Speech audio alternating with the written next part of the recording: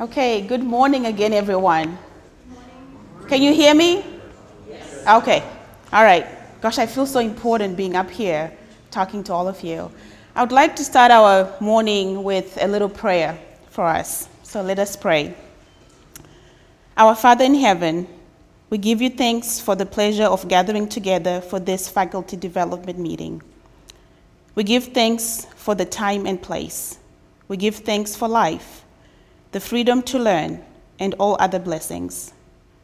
We pray for health and strength to carry on and try to live as you would have us. This we ask in the name of Christ, our Heavenly Father. Amen.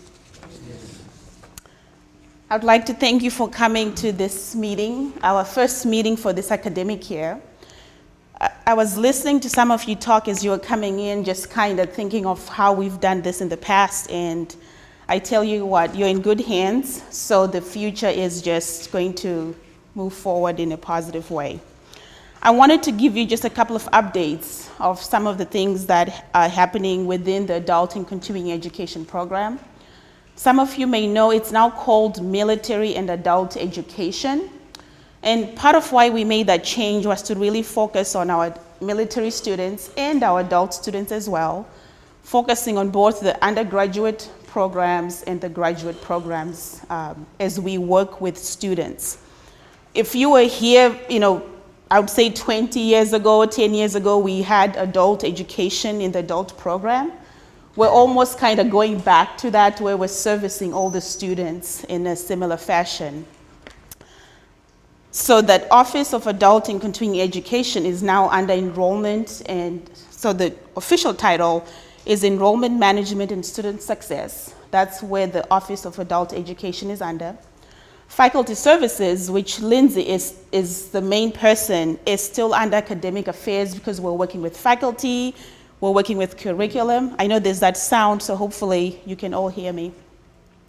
So Faculty Services, which affects all of us in this room, is still under Academic Affairs, which is great because we're still working with our full-time faculty, giving us direction of how we should move forward.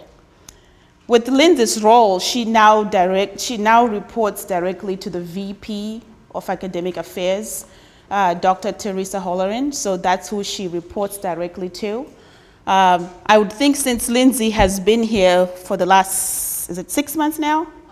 She reported to me, but now she's moving on up. She reports to the Academic VP. My role, if you check your ODU email, which I hope you all do because we send wonderful information to you, my role changed recently. The name tag I have has I call it my fancy title of Director of Academic Affairs. So this was a role I had for, I don't know, a month or two. And a wonderful opportunity opened up here at ODU for me, where I get to work with all the students, all the faculty, including you, including our full-time faculty, as the Registrar of Ohio Dominican University. So, yay to me. It comes with more responsibility, so I don't know if I should be saying yay to me, but we'll see in a couple of months. So, why did ODU do all of this? What does this mean?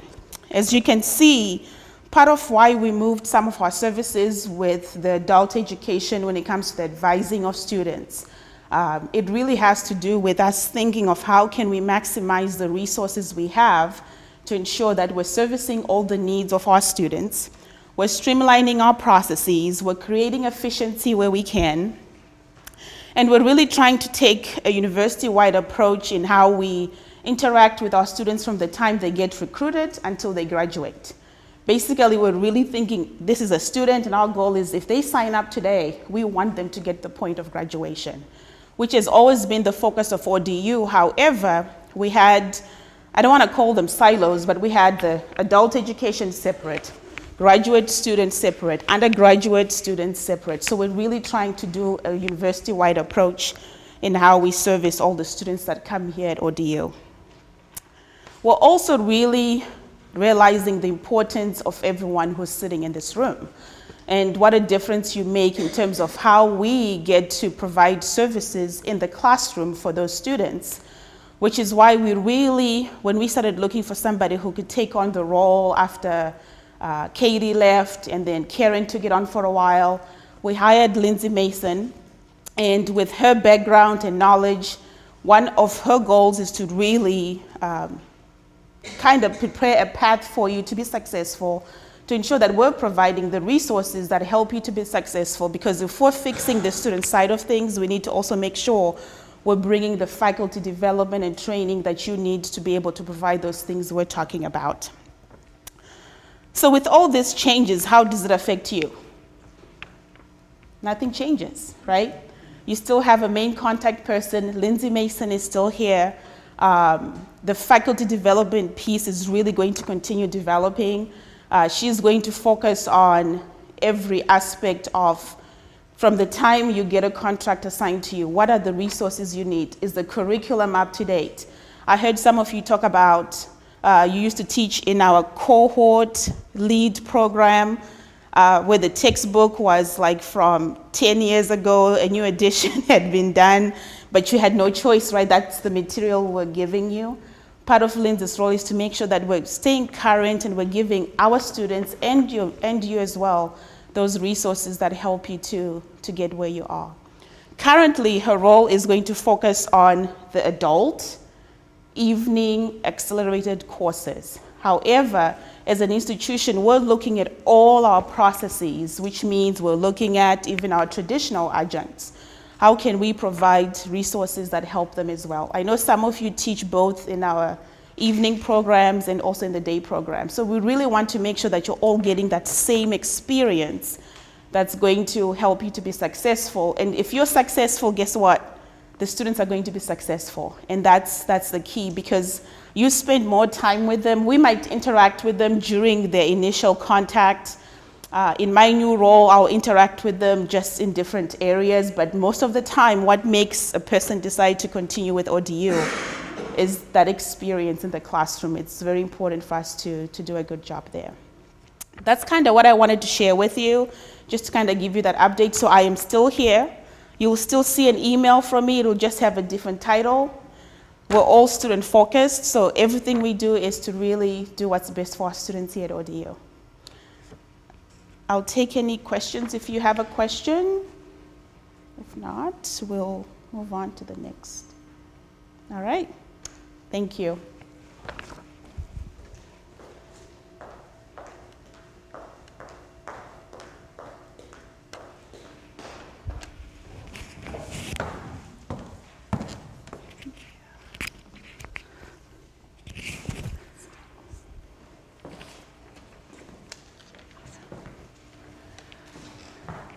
Hi, everyone.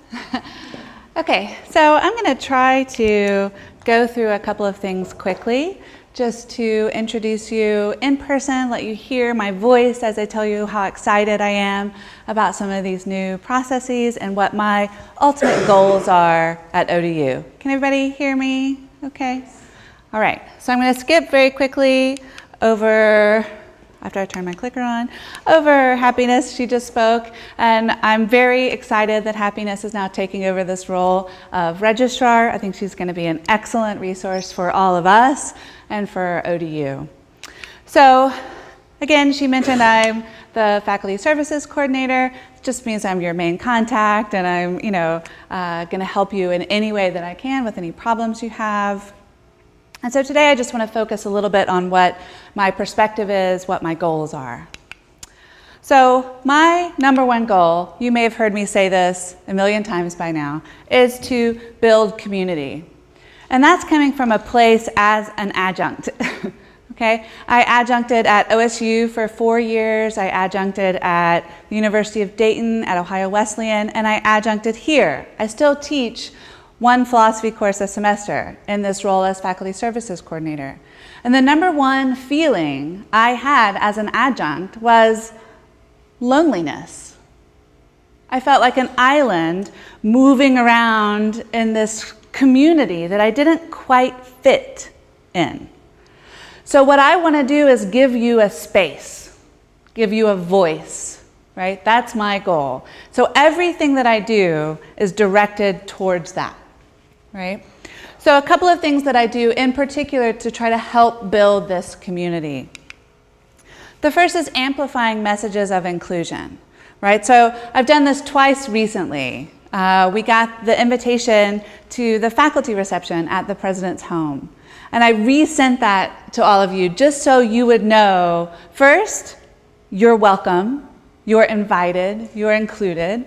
And second, that I was planning to be there so that there would be at least one familiar face when you got there, okay? Secondly, we have these open sessions about the new look and feel of Panther Learn called Daylight. Still Panther Learn. It just looks more like the way websites look today. It's very clean. It's actually, I think, pretty cool looking. All of the content's going to stay the same. It's really just an update in the way things look, mostly to make Panther Learn scalable to smartphones, right? That's really the point of this. But I welcome you, again, we're going to have 2 more of those open sessions. I will email you and let you know about those open sessions. I've also talked to Shella, who's conducting those open sessions, and she has a video where she goes through the same information that she does in the open sessions, and I'll post that too so that you can watch it if you can't make it at 3:30 on a Thursday, okay? So I'm trying to amplify these messages so that you know you're included, you're invited, you're welcome to join, okay? Secondly, transparency. I'm a big fan of transparency. Transparency builds community. Secrecy, being private, being closed-doored, builds division, right? So I want to be completely transparent in everything that I say and do. If you ever have a question, or if you ever want to challenge me and say, I don't think that's a right thing to do, Lindsay, I welcome that. Let me know. Reach out to me. We'll have lunch. We'll have a conversation. Whatever you need so that we make sure that we're building this program together, okay? Third, communication. I hope you've seen this through what I hope is the right amount of emails. Please tell me if I'm flooding your inbox too much, right?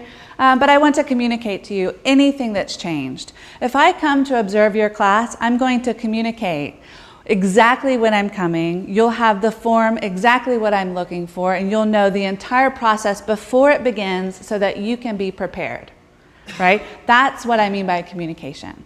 I want to make expectations clear. I want to make procedures clear. I want to make decisions obvious, okay? And then last, I've been working hard to build physical and virtual spaces that we can share. You just saw one, the Faculty Resource Center upstairs. That's where we had breakfast. That is a space that's open to you all the time. You can come there, you can hang out, you can grade, you can meet with students. I think it would be really nice to have like a book club that would meet in the evening sometime. If there's some book that applies to all of us, I think it would be awesome if all of us got together sometime and read the book Conscious Capitalism, which is the book that's being read by our students in their capstone course, and it's the basis for this program. I think it would be great if we all got together and read that book together, engaged in some intellectual activity with each other, right? And the Faculty Resource Center is the perfect place to do that. If you ever want to have a meeting with your students, you can reserve the space. If you need it for a presentation that you're giving, you can reserve the space, right? So this is supposed to be a community space for all of us. Now, the virtual communal space. This is something that just opened yesterday, and we'll get to that in a minute, but it's a faculty resource center that's on Panther Learn that has everything that we talk about as a resource online that you can check anytime you want, right? If you need a grade change form, it's on the Faculty Resource Center. If you need to figure out how to submit attendance, it's on the Faculty Resource Center. And there are also some places for you to connect with each other. Okay, so those are my main goals. Again, the physical space for the Faculty Resource Center is upstairs, and here I'll post this PowerPoint presentation online. I may email it to you just so you know where to go, but that's a link right there to the Faculty Resource Center on Panther Learn. All right? Okay, did you also know that there's an adjunct faculty office available to you all in Erskine 326? How many people go to that office? That's what I thought. I had no idea it was there when I was an adjunct. But this is an office in Erskine 326. It has desks, 6 different cubicle desks plus a desk that has a computer and a printer on it. There's a coffee machine, there's a fridge. So this is a place, if you're like me and you really want to take that 10-minute break in that 4-hour class and not continue to teach in that 10-minute break because students are approaching you with questions during your break. If you really need a break, you can go to Erskine 326 and sit there for 10 minutes and gather your thoughts, maybe eat a snack, drink some coffee, whatever you need, right? So this is also a space for you that I hope that you can take advantage of. And that's a little bit closer too to your classrooms maybe than the resource center. This room is key card protected. There's a little thing on the outside, so you'd have to swipe your ID badge. All you do is email hr@hawaiidominican.edu, let them know that you'd like access to that room, and they'll set it up all electronically. Okay? And again, this is the email address will be provided for you online. All right? My second goal is quality courses. It might seem strange that I'm saying my first goal is to build community and the second goal is quality courses, but the two are very closely related. The stronger our community is, the better our courses will be. The more invested we all are in the mission of ODU, the more we can lean on each other, discuss with each other, talk with each other, the better our courses will be. And then the better experience our students will have, right? So I see the two as very closely related. A few new procedures will help as well. I'm going to go through these relatively quickly because again, I said I'm going to post this later and I'm going to go into this more on the Faculty Resource Center online, but I just wanted to highlight a couple of things. We're going to talk about the new course evaluations. I've had a lot of questions about that, okay? We're going to talk about the way teaching assignments are done, and we're going to talk about annual reviews and the course wrap-ups. Right? So these are the 4 crucial things that I see going into building those quality courses, because these are going to inform decisions about what courses are going well and what courses need some attention. So the new course evaluations. This is not my procedure. This is a procedure from the Office of Academic Affairs. The procedure may change. Right? So this is what it is now, and I will be sure to communicate any changes in that procedure as soon as I'm made aware of them. But I just want to explain what the procedure is for fall. So the format, all of the course evaluations are going to be online. No more going to Erskine 105 to pick up your idea forms, no more turning them back into that little box outside of Erskine, and no more waiting 6 months or 3 years to get your evaluations back, right? So everything's going to be online. You're going to be able to see your course evaluations 1 day after grades are posted. All right? So you're going to have real-time information that can inform your next class. Right? Plus the students are going to, be able to see those evaluations online, not the total evaluations, but the form, right? And be able to use either a PC, a tablet, or their smartphones to complete those evaluations, okay? The evaluations are delivered to instructors and students through email. You'll get an email from the Office of Academic Affairs, and that's how both you and your students will receive those course evaluations. Note, this is something that's going to be really important, and this is a thing that may change, I'm not sure. I'd appreciate any input you have about this. Right now, the way the course evaluations are set up, if a student has not completed the evaluations by the day before the survey ends, then they will not be able to move forward in your Panther Learn course. This is a way of encouraging students to complete the surveys. Okay, I'm going to go through in a second a timeline for how that all shakes out in a real course, but this is something that for now at least I want you to be aware of so that you can let your students know, so that you can set those clear expectations for your students about when they need to have the surveys done. Okay, so the procedure, just quickly, an email will be sent from Academic Affairs to you, the faculty member of record, 1 day before the email is sent to your students. Check your clutter for that email. If you've never opened an email from the Office of Academic Affairs, then any subsequent email from the Office of Academic Affairs will automatically be sent to your clutter box. It's a sort of smart clutter. So you need to check your clutter if you haven't received that email. All right? Also tell your students to check their clutter if they haven't received the email, because they may not be opening those emails too. Okay? So the email will be sent then from Academic Affairs to all of your students with a link to complete the course evaluations. And then you may review your course evaluations by following the link provided in that original email. So you just, one day after grades are due, you go back to that original email that you received from Academic Affairs, and now when you click on that link, your evaluations should be there. I haven't done it yet. I have a course that's starting on Tuesday, and so I can let you know in 6 weeks whether this all works the same way. Yes, Steve? Lindsay, I assume that there's only going to be one evaluation at the end of the term and not Yes. several? That's correct. Okay. Yep, just one course evaluation at the end of the term. It is, if I remember correctly, 13 rated questions, so it's a little bit shorter than the idea forms, and then 3 open-ended questions with a place for them to write in comments. So you'll get a mix of rated questions and discursive questions on those evaluations. Okay. So here's a kind of timeline of how this might work. So I'm going to focus on this C term because that's what's starting, so that's in the future. Okay. So for any 6-week course, the course evaluation email from Academic Affairs will be sent 7 days before the course end date. All right, for a 8-week course, like our online courses or some of our face-to-face courses, it'll be sent 14 days before the end date. So the end date is something that you can find in the official academic calendar on the registrar's page on our website. So the end date for a C term class is 12/15, so course evaluations will be sent 12/8, right?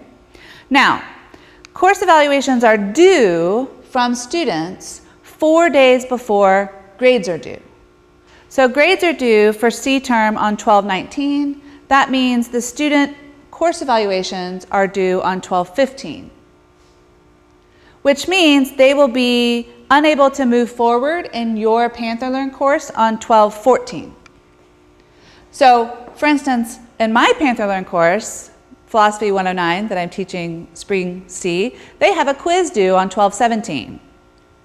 If they don't submit their surveys by 12/14, they won't be able to take that quiz. So I need to work really hard to make sure that my students understand those deadlines. So then I, qua faculty services coordinator, need to work really hard to make sure you all know when those deadlines are. So this may end up being a regular sort of email that gets sent out. We're going to work on see how to do that. Maybe at the beginning of the term, here are the evaluation dates or something like that. Okay? So that's something I'll work on and try to figure out the best way to communicate that. Yeah? Online contracts you let you know Friday, but we give students till Sunday to complete the work. So how's that Sure. work? Right. They just have to complete their surveys to be able to complete the work at this time. That's the best answer I have, right? Is if we can just let the students know when they should be done, then, you know, and send regular emails, reminders, hey, do your evaluation, or else this is going to happen. Put it on me, put it on Academic Affairs. This is not my policy. This is a university policy. Yeah. There was some discussion about us taking some time in a class to have everybody pull Yes. their phones out. Mm-hmm. Right. Any more been said about that? So I actually have that as a piece of advice.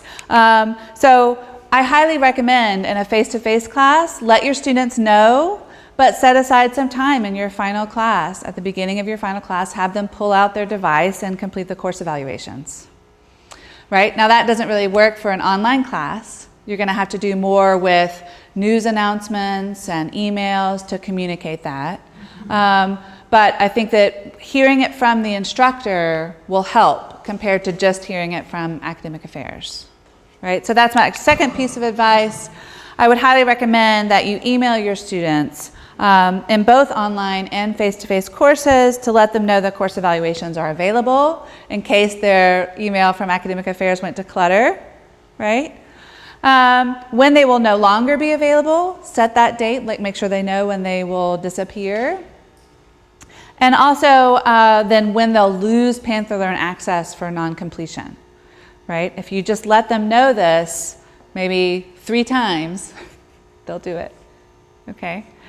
This, like I said, this may change where this whole program is still in the pilot stage. We're trying to iron out all of those settings and those preferences, okay?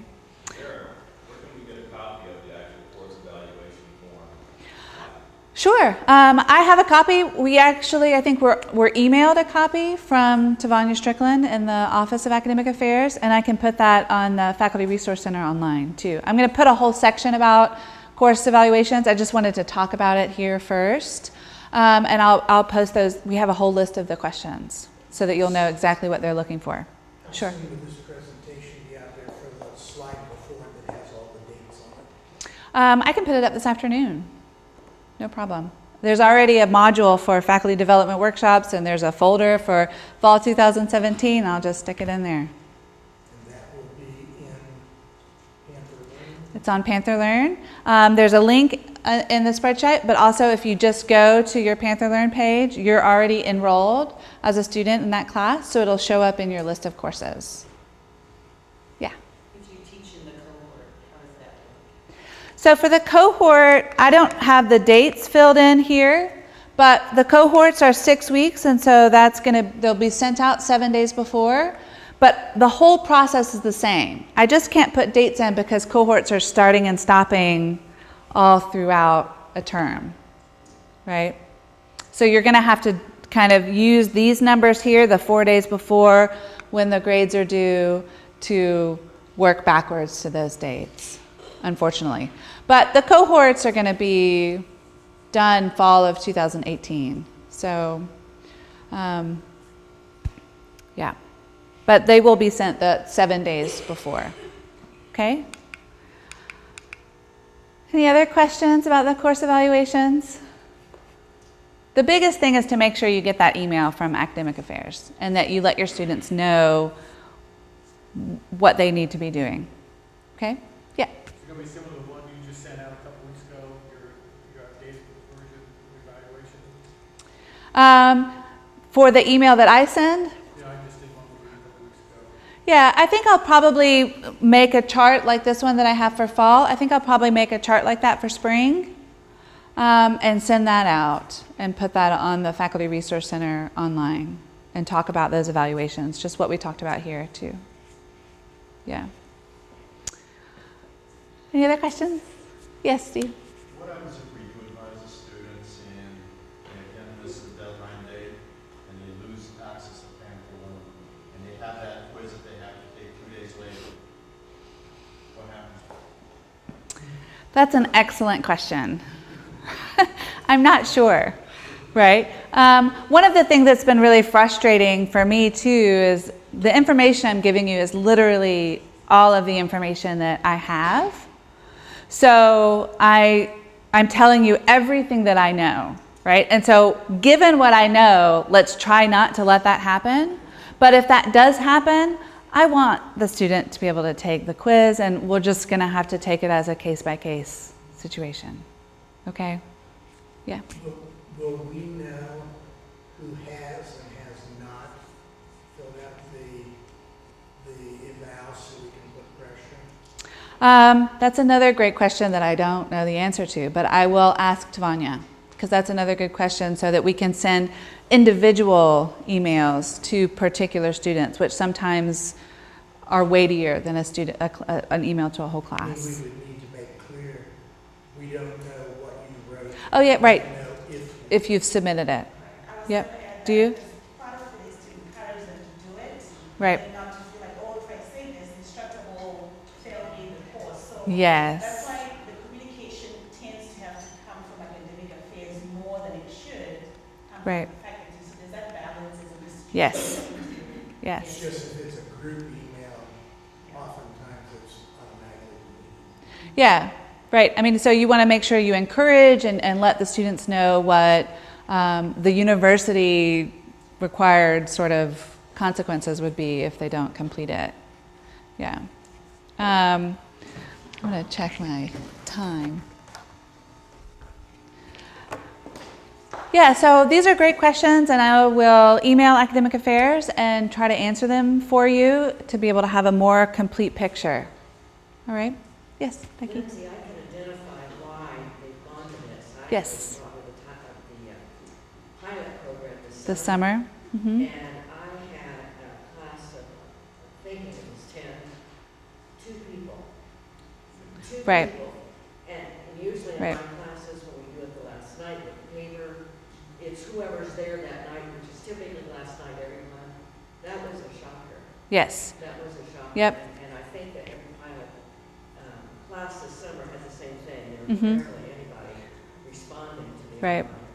No, this happened when I was teaching at OSU. I was there when we transitioned from paper evaluations to online evaluations, and all of my evaluations went from about a 90% completion to maybe 13, 14%. Right, so that's the reason the Panther Learn consequence is in there, and that's to encourage students to complete those evaluations so that we get an accurate picture of how the class actually went. What about just not releasing grades until they complete a Yep. survey? So that was something that has been thrown around in conversations I know of, because other universities do that. So students can complete the course and then the grades aren't released. And one thing that I think happens is most of the conversations about the course evaluations are centered around our traditional classes that go for 15 weeks and then have an exam week. So there's never really an issue of assignments being done in that close window like we have for our accelerated classes. So I think this will affect some of our accelerated classes more than it would affect a class that spans the course of 15 or 16 weeks. And so these are really great considerations that we need to bring back to that committee and say, but hey, look, this is going to be a problem for our online courses and for our 6-week face-to-face courses, because a lot of stuff happens in a short period of time. So I appreciate all of these considerations, and I'll bring that up with that committee. Okay. All right. So moving along, we've talked about the new teaching assignment procedure. You all received a teaching request form for spring semester. I'm hoping to send out the teaching request form for summer early next week. But I wanted to let you know just the lay of the land right now for courses, okay? So we have 13 courses available to adjuncts for summer semester. That's both the new term-based programs and cohorts, right? After this spring, we only have 1 cohort to finish. So they're taking 1 course at a time until they finish, right? So we have 13 courses, and we have 70 active adjuncts. All right? Now, there are more courses in the fall and the spring, right? So summer is always lighter. That's a thing at ODU, right? So in the fall and the spring, we can expect maybe 20, 25 courses. More if you include in online too, right? So, you know, this is an exaggeration for summer, but I just want you to understand that because of this, right, we have to have a new procedure. Right? So in the past, the faculty service coordinator would reach out to potential instructors individually, right? Just emailing people, well, this person's taught it before, maybe they'd like to teach it again. Or this person, you know, I just had lunch with them last week or the week before or something, and they're on my mind, so let me reach out to them, right? And I think that that's great when you have an abundance of courses, but when things get tight, you have to find a new way, okay? So I wanted to discuss briefly the ways in which all of the considerations that come in my mind as I'm making the assignment decisions. First, qualification, right? Can you teach this course? Do you have the academic qualifications? That seems obvious, right? Also, past classroom performance. So this may include the course evaluations that you get from students. It would include observations from myself or another representative of the university. It would include feedback we've gotten on an individual basis from students. We're keeping track of all of this to try to assess past performance. Maybe, you did a really great job in this class, but this class was a little bit harder, so we want to make sure we get you matched up with the right class and in the right format, right?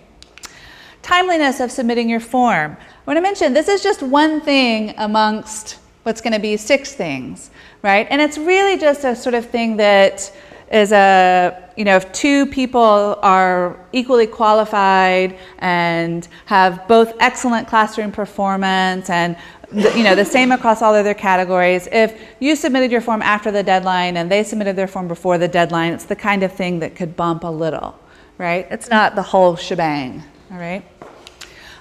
Your ranked preferences. If you ranked at one class 5 and you ranked another class 2, I want to give you that 5 class. Right? And that's why I want that feedback. I want to know what you want to teach, and I want to put you in the classes you most want to teach as well, which was not a kind of feedback we had as much on a regular basis. Some favors maybe you've done for us in the past, right?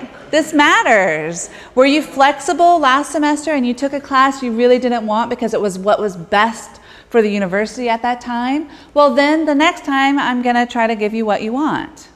Right? And I'm going to have a spreadsheet that's going to keep track of all of that over time. To get to the last point, distributive fairness across multiple semesters. This is what we want. If I couldn't give you a class for spring, you go to the top of the list for summer, and then for fall, or until, we have the class that you teach.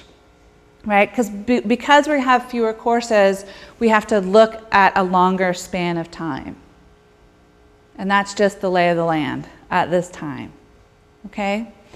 But I want these decisions to be as fair and as transparent as possible. So if you ever have any questions, or if you ever are really upset that you didn't get a class that you really wanted, let me know. I want to know that, okay? So that we can communicate and we can figure it out. All right? Okay. We're also going to, as part of that course feedback, start up with an annual review process, is what I'm calling it. Okay, so this just includes an observation done by either myself or someone in your department, a full-time faculty member. Okay, we'll let you know far enough in advance who it will be. But we're going to conduct at least one review a year for everybody. So this will include a physical observation of your face-to-face class or a virtual one of your online class. We go into the online class at a set date. We'll tell you when we're going in and just take a look around, see how things are going. Okay. A review of your published syllabus and your Panther Learn page for both face-to-face and online. Make sure you've adequately personalized that syllabus, which means you got rid of all the red and made it your own by turning it black ink in that syllabus.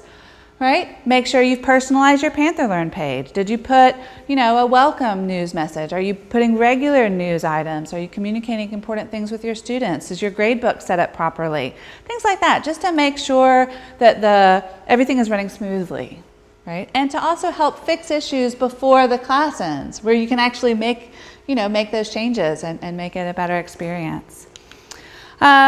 Then we'll have an in-person, one-on-one meeting to talk about how all of that went. And also allow you to tell me what's not going well, what concerns you have, what issues you have, so that, again, we can try to address those issues now, right? And then at the end, I'll write up a letter summarizing the whole thing, right? Summarizing, there was this one issue in the classroom, but we had this face-to-face meeting and we brainstormed some ways to solve that. And so-and-so is going to implement that in her next class, right? So all of that would then be scanned together. You'd have a copy in your file. I'd email you a copy of it. And then a copy would go to the appropriate division chair so that they know what's going on in our program, okay? And all of that is to do 2 things. One, to give you some feedback from someone other than a student. Students are not the best always at giving, quality feedback about how things are going. And so we want to give you a different perspective, right? And so hopefully that will help us with this process of lifelong learning and growing and creating these great courses. And secondly, it gives us some accountability to the divisions, We know what's going on. We know what everybody's doing. We have the best darn adjuncts you could have at ODU. Here, let me show you, right? And so that I think is going to be really, really valuable as we grow and as we move forward. All right. You have a copy of that course evaluation in your packets today as well. You can take a look at those. That should stay roughly the same for those face-to-face classes. The last thing is there's a new course wrap-up. This is also in your folder. And this is really important for us to get your feedback, okay? So this will be emailed to you after your final grades are posted as you've finished a course. I'd like for you to complete this to the best of your ability. We need your feedback to know whether a course is working. And so we've asked a very pointed question. How is the syllabus? How are the assignments? Do they meet the course objectives? What are the readings? Can the students understand the readings? Are they doing the reading? Right? Did you feel supported by the university at large? Did you ever use any university services? Like, did you ever eat in Hamilton Hall? Right? This is kind of feedback that we want. So they're very pointed questions. And then there's a place to list some general comments. But also, if you're unable or if you filled out a form 15 times, if you could just at least complete the quantitative portion. So we've added numbers in. Rate the syllabus. Rate the quality of the assignments. Rate the support you felt from faculty services, right? So at least if we have those numbers, I've got a spreadsheet and we'll be able to know which courses need updates first, right? This is going to guide our ability to improve the courses, keep the courses updated, keep them fresh, all right? And that's where your feedback is crucial. So again, there's a copy of this in your packet. Okay. My contact information is there. Please contact me with any questions or concerns anytime. But now I want to move to our breakout sessions.